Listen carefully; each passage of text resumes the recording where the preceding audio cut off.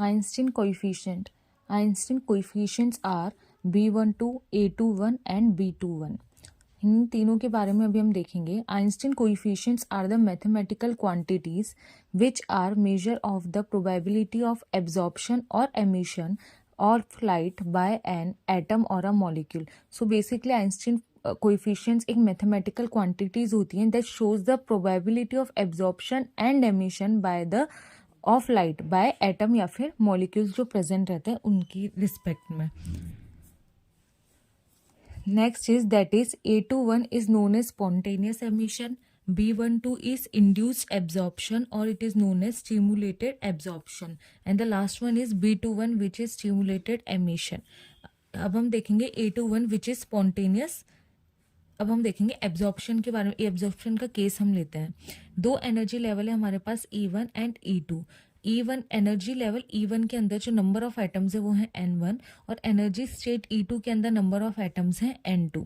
जो atoms ground level पे होंगे, अगर हम बाहर से कोई फोटोन देते हैं एच न्यू का, एच न्यू फोटोन अगर हम देते हैं तो जो एटम रहेगा लोअर एनर्जी स्टेट में वो फोटोन को एब्जॉर्ब करके हायर एनर्जी स्टेट में जाएगा. फोटोन एब्जॉर्ब करके वो हायर एनर्जी स्टेट में जाएगा. तो प्रोबेबिलिटी ऑफ एब्जॉर्प्शन जो होगा from state 1 to 2, probability of absorption होगा directly proportional to the photon density. अब ये फोटोन डेंसिटी क्यों आई? क्योंकि जो एब्जॉर्प्शन हो रहा है वो फोटोन को एब्जॉर्ब करके हो रहा है. इसने एटम ने फोटोन को एब्जॉर्ब किया तब वो जाके 1 से लेकर E1 से E2 के अंदर गया. इस वजह से जो प्रोबेबिलिटी होगी वो डायरेक्टली प्रोपोर्शनल किसकी होगी? फोटोन डेंसिटी के प्रोपोर्शनल होगी which is rho V. So P12 equals to B12 rho V. B12 is the constant and here B12 is known as stimulated absorption या फिर इंड्यूस्ड एब्जॉर्प्शन. अच्छा, stimulated word का मतलब है कि जबरदस्ती की हुई चीज, हमने उसको इनिशिएट किया हमने फोटोन दिया जिसको एटम एब्जॉर्ब करके हायर एनर्जी स्टेट में गया. तो हमने ये जो प्रोसेस है इसको स्टिमुलेट किया, इसीलिए B12 को बोलते हैं स्टिमुलेटेड एब्जॉर्प्शन. क्योंकि फोटोन एब्जॉर्ब हुआ है इसलिए इसको कंडीशन को बोलते हैं absorption. Here P12 is the probability of transition of atom from state 1 to 2. Another one is spontaneous emission. Spontaneous emission का केस है जब एटम लोअर एनर्जी स्टेट से हायर एनर्जी स्टेट में चला गया था तो विदाउट एनी एक्सटर्नल एनर्जी या फिर विदाउट एनी एक्सटर्नल फोटोन क्या होगा? जब एनर्जी लेके जो एटम है वो एक्साइटेड एनर्जी स्टेट में रहेगा तो वो वापस से ग्राउंड स्टेट में आएगा बाय एमिटिंग अ फोटोन. इस कंडीशन को बोलते हैं स्पॉन्टेनियस एमिशन क्योंकि प्रोसेस एकदम स्पॉन्टेनियस होता है. एटम ने एनर्जी लिया, वो ग्राउंड स्टेट से हायर एनर्जी स्टेट में गया और फिर एनर्जी रिलीज करके वापस से वो ग्राउंड स्टेट में आ गया विदाउट एनी एक्सटर्नल सोर्स. हमने बाहर से कोई फोटोन नहीं दिया. इस वजह से अगर हम लिखेंगे कि probability of transition from state 2 to 1, from 2 से 1 में आ रहे हैं, from 2 to 1 spontaneous is equal to A21 which is a constant. A21 is the constant. यहाँ पे हमने रो वी इसलिए नहीं लगाया, यहाँ पे हमने फोटोन डेंसिटी इसलिए यूज नहीं किया क्योंकि बाहर से हमने कोई फोटोन नहीं दिया है.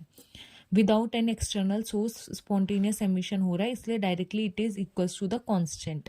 P21 equals to probability of transition of atom from state 2 to 1. अब ये जो P21 है स्पॉन्टेनियस भी हो सकता है और स्टिमुलेटेड भी हो सकता है.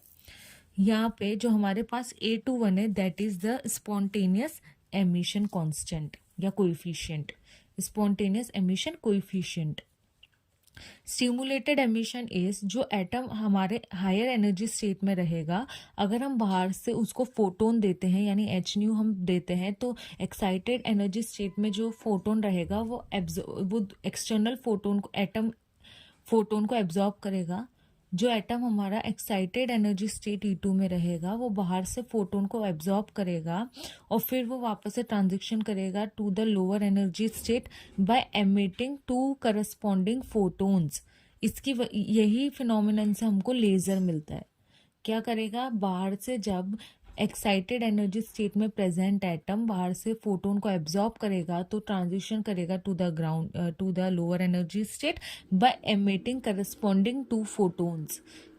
P21 स्टिमुलेटेड, ये प्रोसेस स्टिमुलेटेड है क्योंकि हम बाहर से फोटोन दे रहे हैं, हम बाहर से प्रोसेस को इनिशिएट करवा रहे हैं, स्टिमुलेट करवा रहे हैं. सो P21 क्योंकि ट्रांजिशन हो रहा है energy state 2 to 1, that's why P21 stimulated directly proportional to the rho V which is photon density. P21 stimulated equals to B21 rho V, where B21 is the stimulated emission coefficient. emission emit हो रही है बाहर photon, इसीलिए इसको हमने नाम दिया है emission. जब फोटोन एब्जॉर्ब होगा तो उस प्रोसेस को हम बोलेंगे एब्जॉर्प्शन. यहाँ से let us consider number of atoms which are in thermal equilibrium with the radiation of frequency V. हम देख लेते हैं कि यहाँ पे नंबर ऑफ एटम्स जो हैं वो थर्मल इक्विलिब्रियम में with the radiation of frequency V. Let N1 and N2 are the number of atoms per unit volume in energy state 1 and 2. जो N1 और N2 है वो नंबर ऑफ एटम्स से present, जैसे N1 जो atoms है वो E1 स्टेट में प्रेजेंट है और N2 एटम्स वो E2 एनर्जी स्टेट में प्रेजेंट है. तो बेसिकली इन थर्मल इक्विलिब्रियम में क्या होगा, जो number of transitions from E1 to E2 energy level 1 to energy level 2 equals to number of transition from E2 to E1. जो 1 से 2 में जो ट्रांजिशन होगा वो इक्वल हो जाएगा 2 से 1 में ट्रांजिशन. तो यहाँ से हम बोल सकते हैं कि अब हमारे पास है E1 से E2, इसके अंदर हमारे पास एक ही ट्रांजिशन है. आप देखो 1 से 2 में जा रहा है, 1 से 2, ये हमारे पास है स्टिमुलेटेड एब्जॉर्प्शन प्रोसेस. तो यहाँ पे स्टिमुलेटेड एब्जॉर्प्शन में क्या है, P12 है, क्या जा रहा है, अब कौन सा एटम जा रहा है, N1 वाला एटम जा रहा है. जो N1 एटम जो प्रेजेंट है वो फोटोन को एब्जॉर्ब करके हायर एनर्जी स्टेट में जा रहे हैं, इसीलिए हम यहाँ पे लिखेंगे N1 P12. N1 यानी number density into P12 probability equals to अब number of transitions from E2 to E1. इसमें हमारे पास दो केस है, एक है स्पॉन्टेनियस प्लस स्टिमुलेटेड. सो N2 यानी number of atoms in energy state 2 multiply by probability density from 2 to 1 P21 spontaneous plus stimulated. जब हम इनका वैल्यू पुट करेंगे तो N1 सेम आ जाएगा, P12 का वैल्यू हमारे पास है B12 row V equals to N2. अब P21 स्पॉन्टेनियस है A21 प्लस स्टिमुलेटेड है B21 रो V. ये हमारे पास वैल्यू आ गई. रो V is the photon density. यहाँ से हम क्या करेंगे, जो हमारे पास ये रो V है, यहाँ पे भी हमारे पास रो V है और यहाँ पे भी हमारे पास रो V है, तो हम रो V को बाहर ले लेते हैं.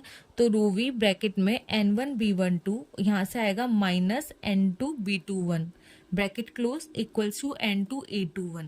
रो V का वैल्यू निकालेंगे हम. Rho V is the photon density equals to N2 A21 divided by N1 B12 minus N2 B21. ये पूरा ब्रैकेट का वैल्यू डिनोमिनेटर में आ जाएगा. Divide both numerator as well as denominator by B21 N2. जब हम न्यूमरेटर और denominator को B21 N2 से डिवाइड करेंगे so rho V equals to N2 से N2 कैंसिल हो जाएगा, तो A21 divided by B12 whole divide N1 upon N2 minus B21 upon B12. Mark it as equation number 1. According to Maxwell Boltzmann distribution law, जो number of atoms होते हैं वो directly proportional होंगे exponential की power minus E upon KT के. यहाँ पे हम किसके लिए लेंगे, for level 1 as well as level 2. Number of atoms for level 1 and level 2 जब हम लेंगे तो हम यहाँ देखेंगे कि N1 divided by N2 equals to E की power minus E1 upon KT divided by exponential की power minus E2 upon KT. यहाँ से जब हम इस वैल्यू को ऊपर ले जाएंगे तो it will become N1 divide by N2 equals to E की पावर ब्रैकेट में. अब ये ऊपर जाएगा तो प्लस E2 बाय KT हो जाएगा, तो E2 माइनस E1 बाहर ले लेते हैं and divided by KT. E2 is the energy state in level 2 minus E1 is energy level state in state 1 which is equals to h nu, that is photon. So E की exponential power h nu divided by KT. mark at equation number 2. Put 2 in 1. जब हम second को 1 में डालेंगे तो हमारे पास आएगा rho V equals to A21 divided by B12 whole divide by E की power h nu upon KT minus B21 divided by B12. Equation number 3. By the Planck radiation law के अंदर हमें यहाँ पे रो भी मिलता है 8 pi h nu cube upon c cube bracket में 1 अपॉन ई की power h nu divide by k T minus 1, equation number 4। Now हम यहाँ पे इक्वेशन नंबर जो हमारे पास ये थी इक्वेशन नंबर 3, उसको हम कैसे लिख सकते हैं, rho v equals to A21 divided by B12 whole bracket में, इसको ब्रैकेट में लेते हैं डिनोमिनेटर वाला वैल्यू को, तो 1 डिवाइडेड बाय ई की power h new by k T minus B21 divided by B12, equation number 5। Compare करेंगे हम इक्वेशन नंबर 4 और इक्वेशन नंबर 5 को, तो यहाँ पे हम देखते हैं कि जो हमारे पास अंदर का वैल्यू है B21 अपॉन B12 ये, और यहाँ इसकी जगह यहाँ पे लिख रखा है 1 इक्वेशन नंबर 4 में, तो यानी कि B21 डिवाइडेड बाय B12 जो है वो इक्वल्स टू 1 है, and A21 divided by B12 का वैल्यू है 8 pi h nu cube divided by c cube. From this we will get B21 equals to B12, ये दोनों बराबर है, दैट मीन्स दैट, अच्छा हमारे पास जो B21 था वो क्या था, B21 is the stimulated emission और B12 हमारे पास है stimulated absorption, that means that stimulated emission coefficient equals to stimulated absorption coefficient. तो यहाँ पे हम क्या कर सकते हैं, जब हमारी इक्वेशन के अंदर यहाँ पे B12 था इसको B21 लिख देंगे, A21 divided by B21 equals to 8 pi h nu cube divided by c cube. 8 pi h upon c cube constant है, which means that ratio of हमारे पास है ratio of spontaneous emission divided by ratio of stimulated emission is directly proportional to the cube of frequency. From equation 6 and 7 are known as the Einstein relations. Equation 6 and 7 is known as the Einstein relation.